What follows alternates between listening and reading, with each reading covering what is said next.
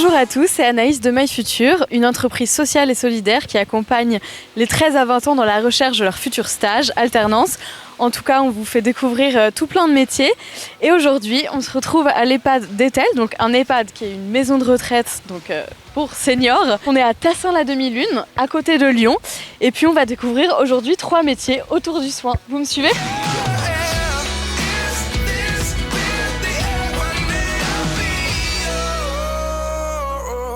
Donc là, je me trouve dans un petit jardin partagé avec un magnifique potager juste derrière moi. Et c'est une ambiance parfaite pour débuter cette visite virtuelle avec une première interview. Donc celle de Leslie, qui est aide-soignante, que je vais tout de suite retrouver. Bonjour Leslie. Bonjour. Alors toi, tu es aide-soignante. Est-ce que tu peux nous expliquer déjà en quoi ça consiste ? Alors le métier d'aide-soignante, il consiste aux soins d'hygiène et de confort, c'est-à-dire qu'on accompagne les résidents dans les gestes de la vie quotidienne. Est-ce que tu peux me parler de ta journée type ? Voilà, tu arrives le matin, Bien qu'est-ce sûr. que tu fais ? Alors on arrive le matin, on fait donc la relève avec l'équipe de nuit. D'accord. Pour savoir si la nuit a été plutôt calme. D'accord. Et donc après, on arrive sur notre service. Donc on doit à ce moment-là se connecter sur un logiciel pour pouvoir lire les transmissions écrites. D'accord, de l'équipe de nuit donc ? De l'équipe précédente ou également l'équipe de nuit, voilà, pour être informé si jamais on a un résident qui doit avoir un rendez-vous le jour même ou en cas de problème.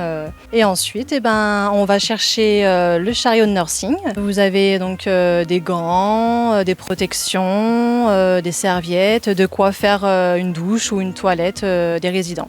D'accord. Voilà. Donc c'est la première chose que tu fais le matin, c'est ça ? Tout à fait, oui. D'accord. Oui, oui. Et après, comment se répartit ta journée ? Qu'est-ce que tu fais l'après-midi une fois que tu as fait la toilette des résidents ? On leur sert le petit déjeuner. On doit aussi distribuer les médicaments qui sont déjà préparés à l'avance par les infirmières. Il faut savoir que c'est un repas thérapeutique. Ça consiste à avoir une aide pour les résidents qui ont besoin d'être stimulés. Tu leur fais faire quoi ?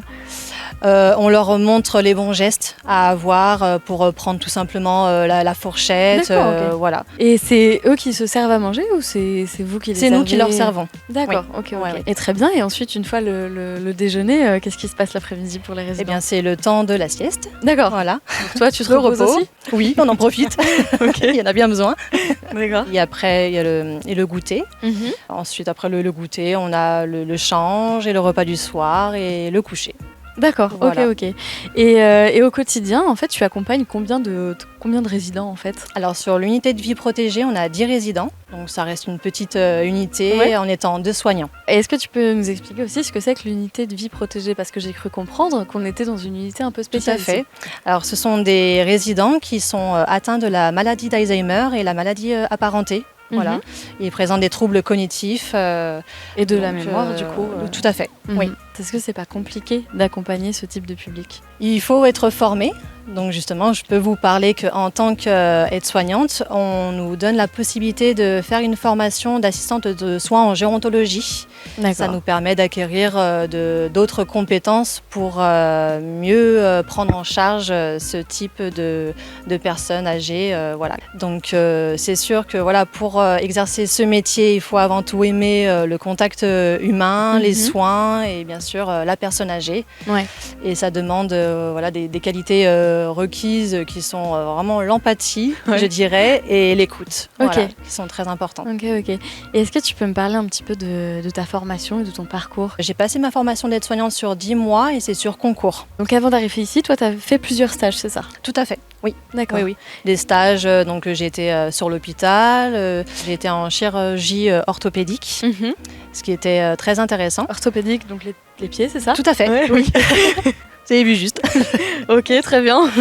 Ensuite, j'ai été dans un foyer pour polyhandicapés. C'était très diversifié au niveau des stages et ça vous permet de faire votre choix une fois que vous êtes diplômé.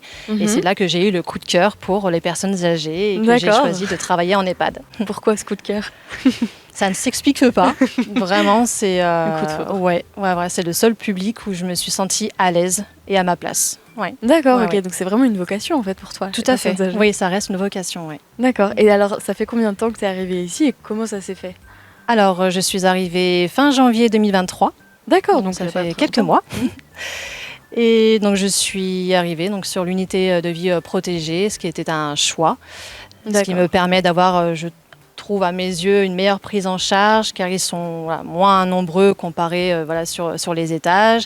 Et c'est notre approche aussi, puisqu'on propose des activités thérapeutiques en fonction de leurs troubles cognitifs. Et en plus, on a cette chance, je peux vous parler du PASA, qui veut dire pôle d'activité et soins adaptés. On peut travailler en binôme soit avec la neuropsychologue, ou bien la psychomotricienne, la musicothérapeute et même l'animatrice. Ah, génial. Voilà.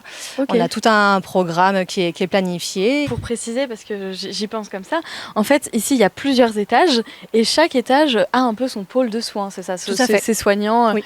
Voilà. Et ici, on est dans une unité particulière, mais dans les étages, on ne retrouve pas le même public. Voilà, c'est ça. Toi qui es arrivé en début d'année, quelles sont les choses que tu préfères dans ton métier ?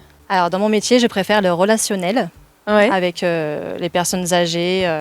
Le retour qu'on a, c'est très gratifiant. Selon toi, quelles sont les qualités essentielles ? Être patient. Ça, c'est la qualité prioritaire. Donc la patience. La patience, être très à l'écoute.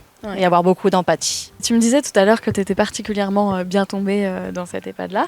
Il y a une bonne ambiance de travail ? Oh oui, c'est pour ça que je suis restée. Ça, c'est très important, oui, vraiment de tomber dans une bonne équipe, de pouvoir compter sur ses collègues, c'est très très important. Oui. Et là, on se retrouve dans un jardin qui est très bien entretenu d'ailleurs, avec un potager qu'on a vu tout à l'heure. Jardin, oui. On a cette chance d'avoir également un potager dans notre jardin et on fait même participer nos résidents c'est ce que pour l'entretenir. Donc il y a une activité autour du potager ? Oui. Ok, ça marche. Oui. Et ça fait partie des activités... De nos activités thérapeutiques. D'accord, ok, très bien. Merci beaucoup en tout cas. Je vous remercie. Et puis moi je vais poursuivre la suite de la visite en allant voir 2 de tes collègues. D'accord. Merci très bien, merci à vous. Donc là je me retrouve au 3e étage de l'EHPAD qui est réservé à des résidents qui sont un petit peu plus autonomes. Pour la suite de la visite, je vais tout de suite retrouver Julie qui est psychomotricienne qui va nous expliquer ce que c'est parce que même moi j'ai besoin d'explications. Bonjour Julie. Bonjour. Toi, tu es psychomotricienne. Est-ce que tu peux m'expliquer avec des mots les plus simples possibles en quoi ça consiste ? C'est vrai que c'est un métier où on se dit psycho quoi ? C'est la première question que j'ai le plus souvent. Mon métier, il consiste à habiter son corps du mieux possible. Si je te sors la définition du métier, ça va pas t'aider du tout, c'est très très compliqué. Mais en gros, je vais venir travailler sur le corps en mouvement, qu'on soit bien dans son corps, qu'on soit bien dans sa tête et qu'on vive pleinement notre corps dans les changements que la vie peut amener, etc. D'accord, donc si je résume, tu fais faire du sport aux résidents ? Alors, pour ça, il y a APA, éducateurs spécialisés dans le sport, et eux, pour le coup, ils vont adapter tous les sports au handicap des personnes ou avec leurs difficultés. Donc eux, c'est vraiment le sport. D'accord. Moi, je peux utiliser du sport, je peux utiliser des mouvements, mais je peux utiliser à côté des médiations animales, plus de la relaxation, du toucher. Je ne vais pas faire du sport en tant que tel, je vais m'adapter à la personne, ce qu'elle a envie, ce qui fait sens pour elle, et du coup lui proposer des choses où elle se sent juste bien, qu'il y ait du plaisir dans tout ce corps. Et est-ce que tu peux m'expliquer en me donnant un exemple, un rendez-vous que tu as avec une personne qui aurait une perte de mobilité Oui, pour le maintien d'autonomie, d'abord je vais rencontrer la personne, on va discuter, je vais aussi après, suivant les différents âges, faire des bilans cotés, donc ça veut dire noter la personne. Pour le milieu par exemple des personnes âgées, ça va plus être de l'observation, savoir si la personne sait encore se repérer dans le temps, dans l'espace, si elle sait se lever toute seule, marcher, l'équilibre, comment il est, etc. Ouais. Comment elle vit son corps, comment elle se vit dans l'espace, dans le temps. Et à partir de là, on verra si c'est plus un travail de reprise de confiance. Par exemple, ici, on a beaucoup de personnes qui chutent. C'est pas grave, on chute tous. On a besoin de chuter pour sentir encore son corps.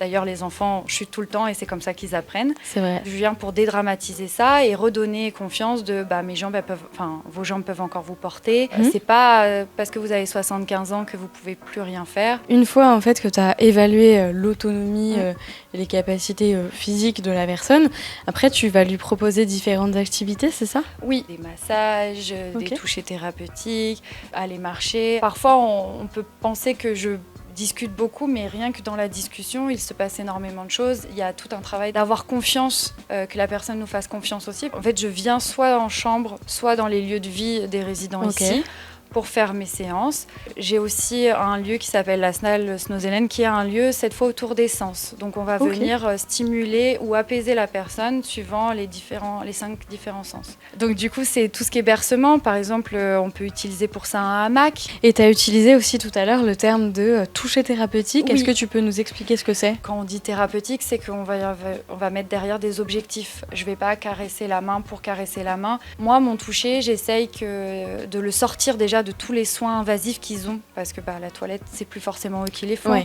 ou alors les toucher parfois c'est parfois juste les transférer du lit au fauteuil, enfin voilà. Moi j'essaye de retransférer ça pour un public qui a plus l'habitude d'être touché. Alors il n'y a rien de tabou, de sexuel là-dedans. Nous en tant qu'humains, on est dans la relation elle passe beaucoup par le toucher, et c'est faire sentir le corps à la personne, donc par des massages, des pressions, et parfois c'est juste tenir la main, la faire se sentir humaine. Voilà, c'est que derrière il y a des objectifs thérapeutiques, c'est pour ça qu'on utilise le terme toucher thérapeutique. D'accord, mais je comprends mieux au début quand tu disais finalement mon métier c'est remettre la personne dans son corps. Voilà, c'est ça, en fait, c'est habiter son corps. Voilà, c'est vraiment ça quoi. C'est ça, Et est-ce que tu peux me parler un petit peu de ton parcours ? Quelle formation as-tu ? Depuis combien de temps tu es ici ? J'étais en prépa veto. D'accord. Voilà. Donc pas du tout la même chose. J'avais envie de travailler avec les animaux, etc. C'était une grosse passion. Si je peux travailler avec les animaux au travail, ça serait parfait. Mais je me suis beaucoup réquestionnée sur ce que je voulais, qu'est-ce qui me plaisait dans Veto. Et c'était en fait ce relationnel avec la personne. Je voulais rester dans le médical ou le paramédical. Je connaissais kiné, je connaissais infirmier. Et je voulais aussi pouvoir être moi dans mon métier et que ça reste un métier passion. Et donc en cherchant, j'ai trouvé psychomotricien sur les fiches de l'ONICEP. D'accord. Voilà. Donc des fiches métiers. Voilà, c'est ça. J'ai fait 2 années de prépa pour les concours. Je les ai pas eu parce que c'est qu'une année, mais je les ai pas eu la première fois, je les ai eu la deuxième fois. D'accord. Et après, c'est 3 ans d'études. Depuis le Covid, là, les entrées se font plus sur concours, mais sur dossier. D'accord. C'est un dossier et après un entretien pour entrer en école. D'accord. Et comment s'est fait ton arrivée à l'EHPAD d'Etel Alors, dans mes différents stages, je m'étais orientée plus sur les adultes. Je les trouve hyper riches de ce qu'ils ont vécu, de pouvoir partager tout ce qu'ils ont eu à partager, etc. Et puis de les accompagner là-dedans. Parce qu'on fait souvent le focus sur les enfants, mais il y a aussi les adultes. Dans mes derniers stages, la dernière année à Lyon, on a 2 stages longs. J'avais fait du coup un en neuro-oncologie, c'est le cancer du cerveau. J'allais te demander.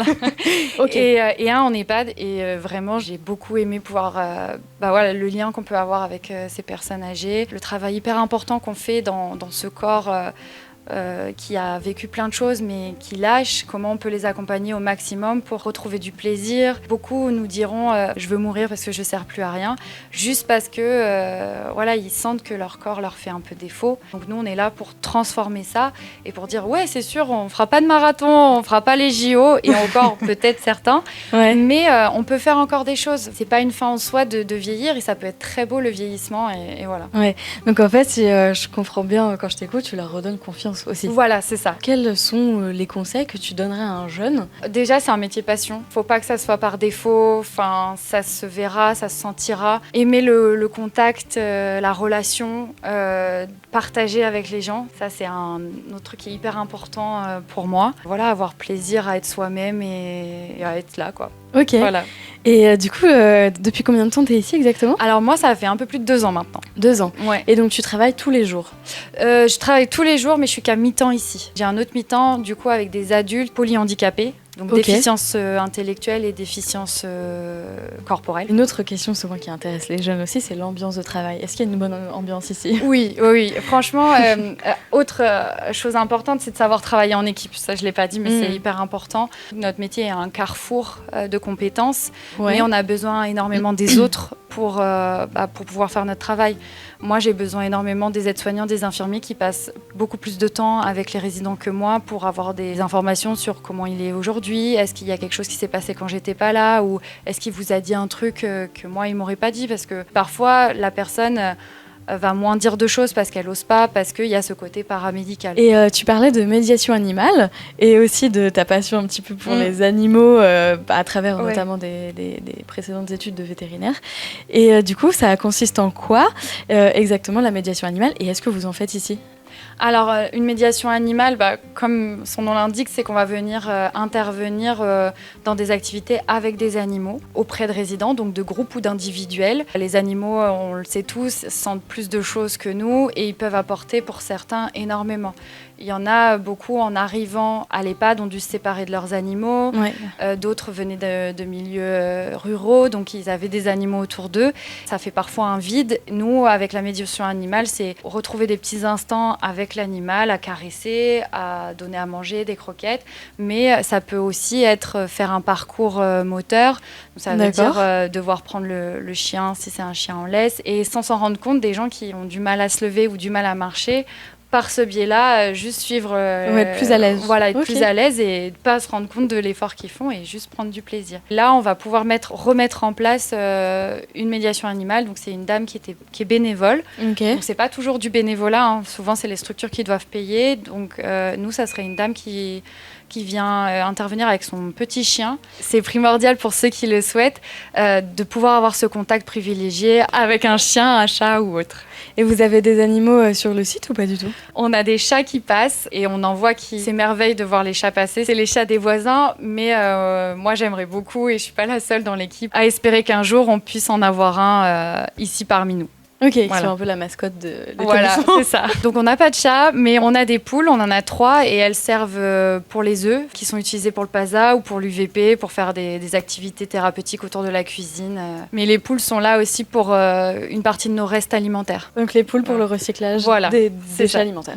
Voilà. Merci beaucoup Julie, je pense qu'on a fait le tour. C'était un grand plaisir de pouvoir répondre à tes questions. Merci à toi et puis moi je vais tout de suite continuer la suite de la visite en voyant Léa, une de tes collègues. Vous me suivez ? Bon, c'est déjà bientôt la fin de notre visite, mais avant de nous quitter, moi je vais retrouver Léa, qui est neuropsychologue, et qui va nous expliquer ce qu'elle fait au quotidien. Bonjour Léa. Bonjour. Alors toi, tu es neuropsychologue. Est-ce que tu peux m'expliquer en quelques mots simples en quoi ça consiste ? Je suis psychologue spécialisée en neuropsychologie. D'accord. Donc le titre officiel, c'est vraiment psychologue. Par contre, c'est une spécialisation que j'ai fait pendant mes années d'études, de choisir ensuite la neuropsychologie. Et donc la neuropsychologie, c'est plutôt en fait l'étude des pathologies plutôt cérébrales. D'accord, ok. Et après, le psychologue, en fait, va faire un lien entre la pathologie, les comportements, les émotions, et donc va ensuite guider la personne en fonction de ses difficultés au quotidien. D'accord, donc quand tu dis pathologie, pour bien repréciser aux jeunes qui nous suivent, c'est maladie en fait. Oui, c'est ça, c'est une maladie. Voilà. Ok, comment s'organise ta journée ? Est-ce que tu as une journée type par exemple ? Alors, il n'y a pas vraiment de journée type. Je peux faire des suivis en individuel, mais je fais effectivement des suivis en groupe, notamment sur cet établissement. Et là, effectivement, il y a plus une journée type déjà. On est sur un pôle qui s'appelle le PASA. En fait, c'est un pôle d'activité et de soins adaptés. Donc, on va faire des groupes thérapeutiques, mais c'est très simple. En fait, c'est des activités où on va venir stimuler les personnes, mais de manière ludique. C'est quoi comme activité ? J'allais donner un exemple. Par exemple, le mercredi matin, on se retrouve et en fait, on fait un atelier cuisine. D'accord. Tout simplement, voilà. Génial. Donc l'atelier cuisine, sur le PASA, c'est essayer de recréer une ambiance cocooning, comme à la maison, conviviale. Voilà, c'est assez simple.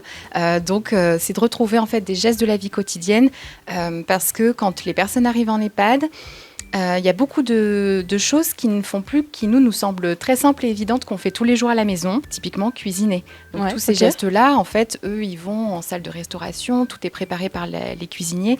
Donc effectivement, ils vont plus avoir cette occasion de beaucoup cuisiner. Donc le but, c'est de venir effectivement faire ce genre d'activité. On stimule en fait la mémoire, les gestes de la vie quotidienne, couper les aliments, les faire cuire, voilà, des choses un petit peu comme ça. Et puis le plaisir de retrouver la dégustation. Donc je sais pas, hier on faisait un gâteau au chocolat, donc elles ont beaucoup mangé de chocolat pendant la préparation. D'accord, donc elles avaient plus faim pour le gâteau. Si quand même, mais Vraiment, il y a aussi ce côté, il y a des personnes qui peuvent perdre l'appétit pour différentes raisons.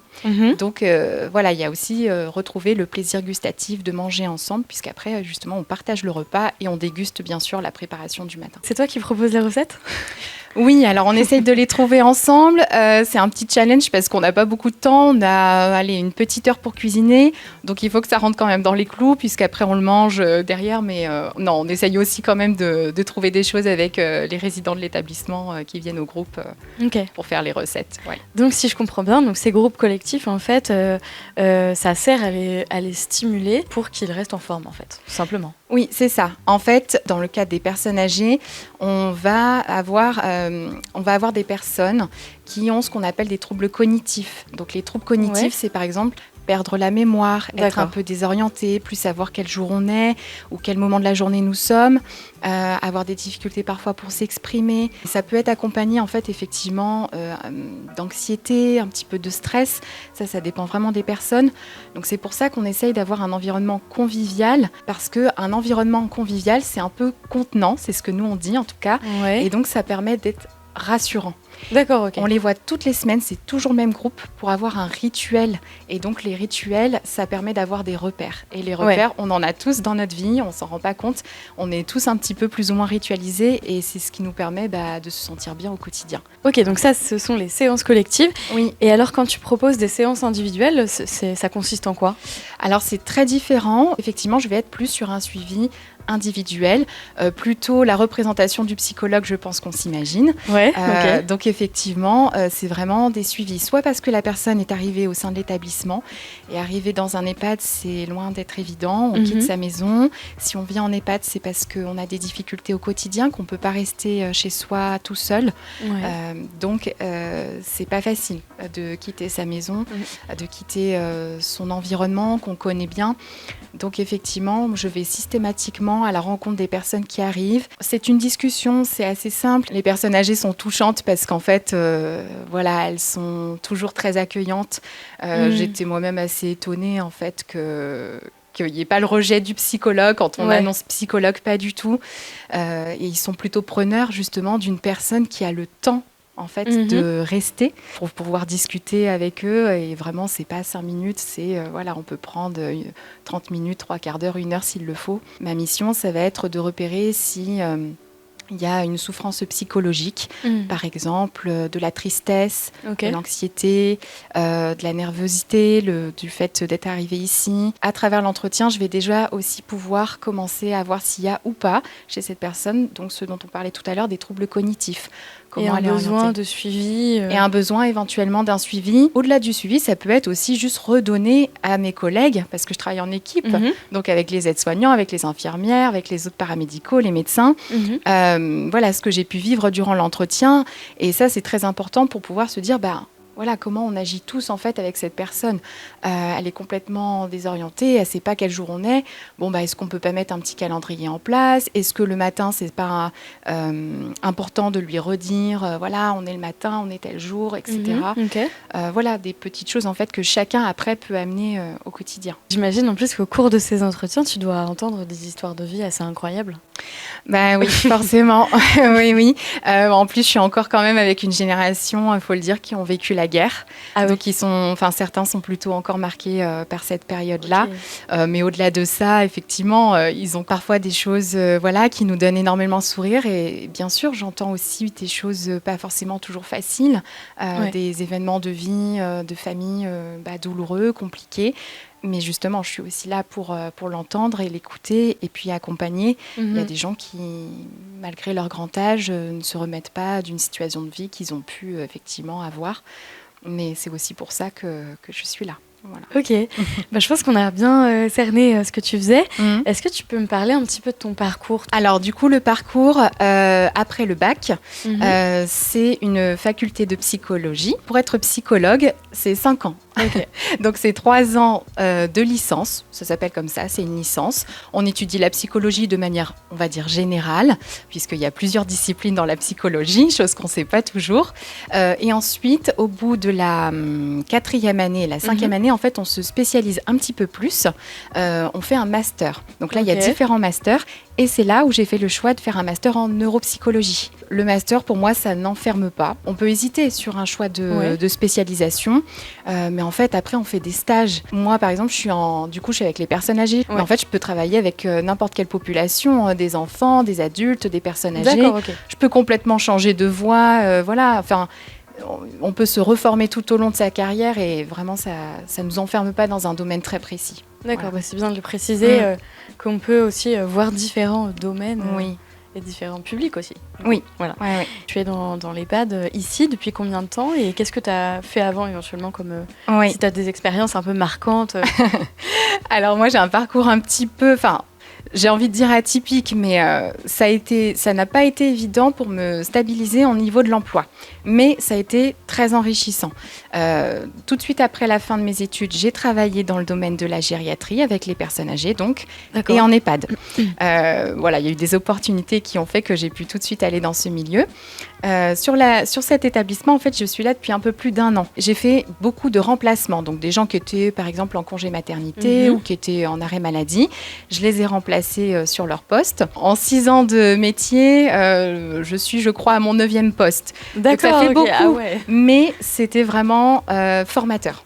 Voilà, de changer d'environnement, de travailler de manière différente. Et donc, ce qui fait que quand j'arrive sur un établissement, je me sens quand même assez à l'aise du changement. Ça me fait moins peur, j'ai un peu moins d'appréhension. Et quelque part, ça fait du bien aussi d'avoir multiplié les expériences. Ok. Et justement, qu'est-ce que tu dirais que tu aimes le plus aujourd'hui dans ton métier ? Je pense que très simplement, ce que j'aime le plus, c'est vraiment les personnes avec qui je travaille. En tout cas, les personnes âgées. Je suis très à l'aise avec c'est une vraie vocation pour toi, en fait, j'ai l'impression.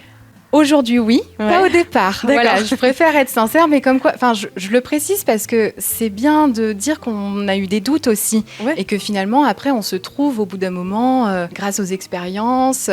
Moi, en fait, j'ai été plus à l'aise à force de pratiquer, même quand on a le diplôme. On n'est pas tout de suite à l'aise. On est laissé du jour au lendemain un peu sans personne pour nous guider.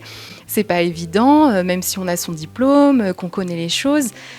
Donc non, au début, ça n'a pas été évident pour moi, mais c'est vraiment au fur et à mesure d'y aller, de pratiquer, d'être sur le terrain, que je me suis sentie de plus en plus à l'aise et que j'ai fini vraiment par adorer mon métier. Aujourd'hui, c'est sûr, je ne peux pas changer de voie pour l'instant. J'adore être en EHPAD, j'adore, effectivement, on disait, voilà, les histoires de vie, les personnes âgées sont touchantes, oui. Ça fait du bien en tout cas d'entendre des discours comme le tien parce que c'est pas un métier évident. Qu'est-ce que tu donnerais comme qualité essentielle pour faire ton travail ? Même sans être en EHPAD, de manière générale, je pense que le métier psychologue, c'est quand même déjà une attirance vers l'autre. On est quand même beaucoup dans l'écoute, donc forcément, ça doit être une qualité qu'on doit avoir. Vraiment l'écoute, l'empathie. Donc l'empathie, voilà, pouvoir se mettre à la place des autres, essayer de les comprendre. Voilà, je pense que c'est un petit peu les qualités qui me viennent en tout cas à l'esprit. Une certaine bienveillance, une certaine écoute. Je vais peut-être ajouter, c'est très important de ne pas être dans le jugement. Ok. Voilà, on vit tous des situations de vie différentes. On va pas voir un psychologue parce qu'on est fou. On va voir un psychologue parce qu'on a un événement de vie. Ça peut être plus ou moins long chez les gens, mais parce qu'en tout cas, il y a un moment donné dans notre vie, on va pas bien pour plusieurs raisons différentes. Et nous, on le gérait peut-être d'une manière différente, ce moment difficile. Mais voilà, je crois qu'il ne faut pas juger surtout les personnes de ce qu'elles peuvent nous dire, de ce qu'elles peuvent nous confier. Voilà, je crois que ça, c'est le plus important. Et y compris, du coup, les personnes âgées qui sont des personnes comme les autres, faut aussi le rappeler. Oui, voilà, c'est pas parce qu'elles sont des maladies, qu'elles sont malades, qu'elles ont ces troubles de la mémoire dont on parlait, qu'elles sont différentes. On ressent tout au long de sa vie, malade ou pas malade, donc effectivement, faut considérer tout le monde. Voilà. Ok, merci beaucoup en tout cas Léa pour ton intervention qui était très complète. Merci. Honnêtement, ton métier donne envie. Donc je pense que tu as passé de bons messages aux jeunes. Et puis moi je vais conclure cette visite virtuelle en vous remerciant de nous avoir suivis. Et bien sûr, vous pouvez poser toutes les questions sur le chat. On y répondra avec plaisir. Et on se retrouve très vite pour une nouvelle visite virtuelle. Bye!